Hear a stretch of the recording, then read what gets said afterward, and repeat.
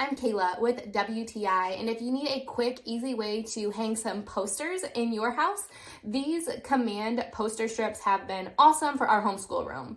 Now, I have used many other Command products in the past, and I love them because they don't damage your walls, but they hold up the item that you need really well. So these poster strips are no different. What's really awesome about these specifically is they are adjustable when you're first hanging your poster or picture that you're using them for.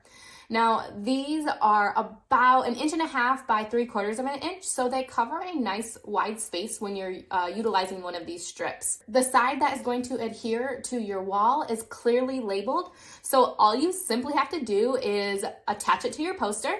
And when you're ready to position it on your wall, you can take off that wall side sticky tape.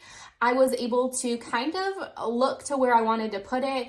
I even was able to adjust it and move it when I needed to. And then once I found that place for my poster, I just really firmly press each of the corners for about 10 seconds to let it adhere to the wall.